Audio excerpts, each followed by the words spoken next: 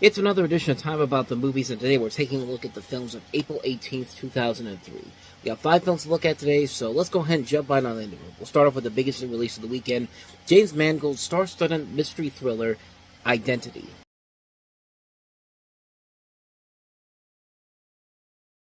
Taking a story that's inspired by Agatha Christie's And Then There Were None, you follow the story of 10 strangers in an isolated hotel who are temporarily cut off from the rest of the world and mysteriously killed off one by one. Several events that take place in the film in the hours before the characters' arrival are introduced as key moments in the film using reverse chronology structure, and in a parallel story, a murderer awaits a verdict at a crucial trial that will determine whether he will be executed for his crimes. And like I said, this is directed by James Mangold, who's made a ton of great films in his career. Walk the Line is a really good movie. The Wolverine, Logan. I really liked what he did with Indiana Jones. I don't care what anybody says. I like Dial of Destiny. It may be the second to worst Indiana Jones movie, but it's still better than Temple of Doom. But in terms of this movie, it's a really good movie. It's a really good thriller that really does keep you on the edge of your seat with a great cast that includes a lot of really good talented people. John Cusack, Ray Liotta, Amanda Peet, John C. McGinley, Alfred Molina, Clea Duvall, Rebecca De Mornay, John Hawkes. Just a phenomenal cast in general here. They all work off each other very well here. The film is very stylized, very cool looking. And again, it just keeps you on the edge of your seat of what's going to happen. Like, who's going to be the one that survives this whole thing, and like who done what, so on and so forth.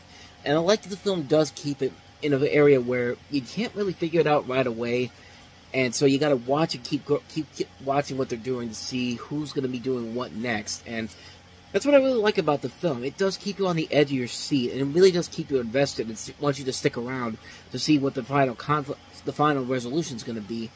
And some people have criticized the ending, which can be seen as kind of hit and miss, but I like the direction they went with it. So, yeah, I recommend this movie a lot. Identity, really good film. Shows you what James Mangold can do as a director. So, with that said, let's move on to the next movie, and that is Confidence.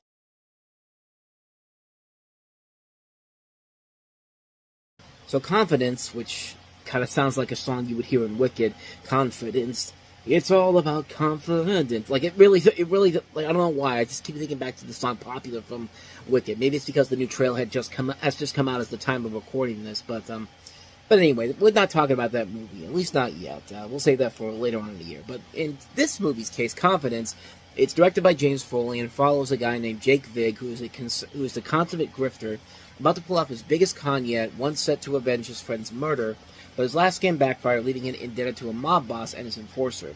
Jake Vigg is played by Dustin Hoffman, and this also includes a cast that Edward Burns, Dustin Hoffman stars as the King, Winston King, and you have a cast that includes Rachel Weisz, Andy Garcia, Paul Giamatti, Brian Van Holt, Frankie G, Louis Guzman, Donald Lowe, Morris Chestnut, John Carroll Lynch, Robert Forster, Lena Norser.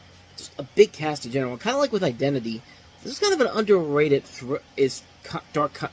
crime drama. It's a film by James Foley, like I said.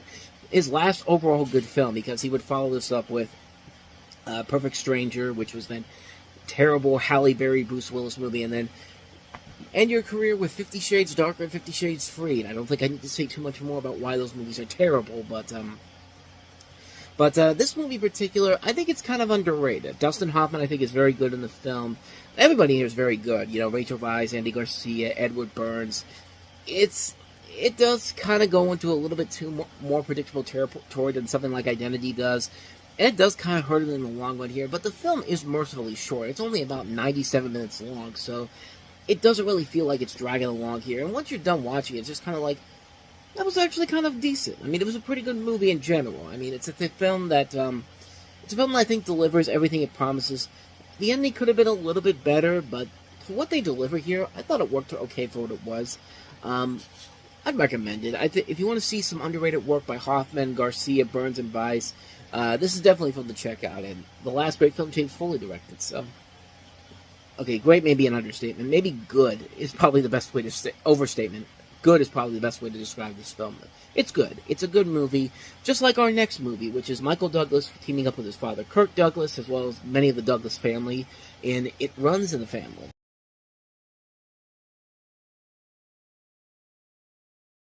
Only the second movie by MGM with the title It Runs in the Family. Of course, My Summer Story had the original title of It Runs in the Family back in 1994. Then it changed to My Summer Story, and thus, here we have this movie here.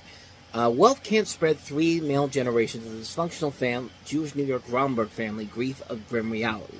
However successful in life, Alex never felt pleasing pride or proper parental support from a springy patriarch Mitchell. Alex was played by Michael Douglas. Mitchell was played by Kirk Douglas, who sarcastically imposes his own values and priorities on everyone and everything. Alex starts despairing that his modern permissiveness may have ruined his own bright firstborn, college-born Asher, who was played by Cameron Douglas. Couldn't remember the first name of him, but unlike adoring kid brother Eli, a dorm drug bust pushes things to the limit or beyond. And strong cast in general here. You got 3 different generations of the Douglas family in here. Of course, Michael Douglas, his son Cameron, Diana Douglas, his real life mother, Michael Douglas, an ex-wife of Kirk. Joel Douglas, the second son of Kirk and Diana, was also an associate producer on here. But in addition to them, you've got Rory Culkin in here, Bernadette Peters, Michelle Monaghan, looking beautiful in this. I mean, this was the first big movie she was ever in, and she lets you know that she's here. And boy, does she let you know. And Annie Golden from Cheers, who was Cliff's girlfriend. Audra McDonald, who's a great Broadway performer, done a lot of stuff. Adrian Martinez. Directed by Fred Gillespie, who did a couple criminally underrated films. IQ, The Russia House, Roxanne was a great film. Fierce Creatures. This is another one where it's a really good underrated film that didn't do very well when it came out. It was actually seen as kind of a flop at the time, but it's fun seeing Michael Douglas and the Douglas family coming together for something like this. In fact, Michael Douglas had a couple of movies in 2003 that were kind of underrated. Wait till we get to The In-Laws with Albert Brooks, which I think is very underrated, even though a lot of people... It pales in comparison to the original, but I still like that one a lot. But we still have to have another month to get to that one. But this is a really fun film. I think it's very cool to see the Douglas family coming together. They put together a really strong cast here to make it work. It's kind of a precursor to stuff like, there was a little bit of a trend starting with like The Family Stone and like Dan in Real Life, This Christmas, where everybody comes together, this big family gathering. And I think this was the first film that really kind of started that trend. And I thought it was a very well-made film. I thought there was a lot there to really appreciate. There was a lot of effort being put into it. I thought it worked very well. I thought it was a ton of fun. I think it's a criminally underrated film. It's definitely one you should definitely check out. It runs in the family. One that you shouldn't check out is the film that says, you know, reality TV is already such a scripted thing. Why don't we just make a movie that's probably scripted? And people will come and see it. That was probably the thinking of New Line Cinema with The Real Cancun.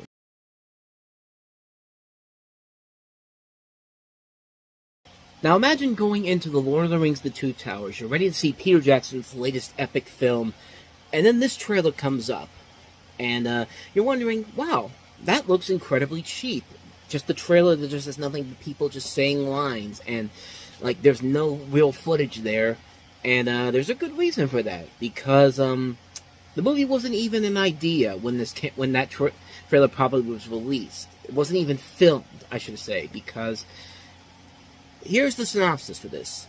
The film follows the lives of 16 Americans from March 13th to the 23rd of 2003 as they celebrate spring break in Cancun, Mexico, and experience romantic relationships, emotional strife, or just have a good time. And I think you can see why this movie looks so cheap. March 13th to the 23rd of 2003. This movie came out on April 25th, 2003. They took a whole month to get this movie made. They spent $7.5 million on this movie. And they really thought that this was going to be the next big thing. And you think I'm joking, but nope.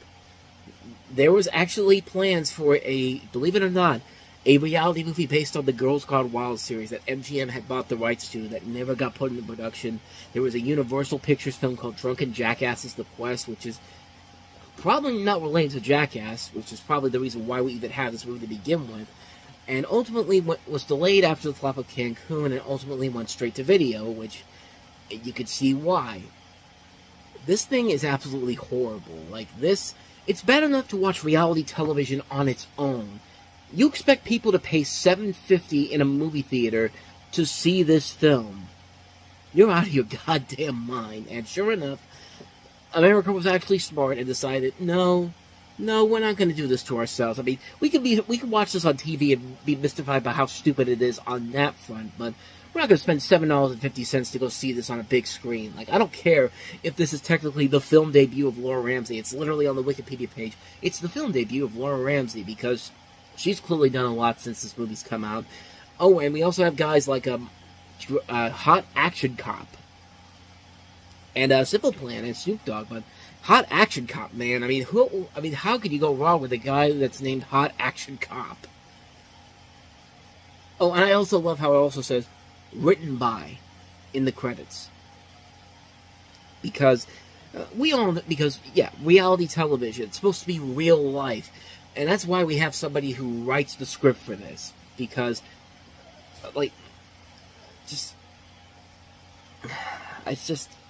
I'm baffled. I'm at a loss of words. Really, what more can I say about this? This is the epitome of everything that's wrong with reality entertainment as a whole. That somebody at New Line said, I've got a great idea. Let's take something that's on TV for free, not even a TV show that people want to see, but let's make a reality movie and just see what happens. We'll even get the guys from the real world to do it because that's going to help save the film in the long run, and no, it did not. I mean, do I really need to say much more about this? And first of all, the first reality feature film, which Jackass the movie apparently didn't come out the year before, which that's a better film because the Jackass guys knew what they were doing. They know that they had to up the ante and make something that was different from the TV show. This is nothing like anything you would see on television, except that, it's got more boobs and more swear words in there. And it's just a sloppy mess of a film that has no reason to exist at all. This is one of the worst things of entertainment I have ever seen in my entire life. There's nothing valuable to it. There's no effort put into it whatsoever. This thing didn't even last a month in theaters. Between the time that they shot the movie to the time that the film left theaters was 2 months. 2 months of nothingness. What was really gained from this? What was really the point of this movie being existing? Like, we'll get to front Justin to Kelly later on, because that's another one of those movies that's kind of the same element as these reality movies, because it has a lot of people from American Idol, but that at least had a script to it. That at least had a story to tell. This does not, and you know what? For somebody that doesn't like reality television like myself, this is absolutely something I don't want to see on a big screen, and thank God this never became a trend, because I don't think we could have lived with what would have happened afterwards if this thing had become a success. Like, I'm sure we would have gotten, the Joe Millionaire movie, or the Simple Life movie, or a Real Apprentice movie starring Donald Trump. Like, can you imagine if this movie had been successful and we got all those and then some? Mike Fleiss would have his own cinematic universe, The Mike Fleiss, history's greatest monster, for the way that he portrays romance on television with those god-awful Bachelor shows, which, hey, good job on The Golden Bachelor. Too bad the guy who just got married and you made such a big deal out of it is no longer married to his wife. So that's another relationship on that show completely thrust down the toilet. I'm just kind of ranting about reality television. I hate reality television so much. It's because of reality television that the world that we live in is as chaotic as it is right now. That's the real reason why the world is so screwed up, is because of these stupid reality television shows. And I can't believe somebody really had the nerve and the balls to say, we can bring this to the big screen, and people will love it. And everyone just said, go fuck yourself, man. Because, no. Nobody really gave it a chance. And, yeah. I got nothing else for you, man. The real Cancun, just no. Just no. Like, just no. So let's wrap the show up with something much better than this piece of garbage. A criminally underrated Al Pacino film called People I Know.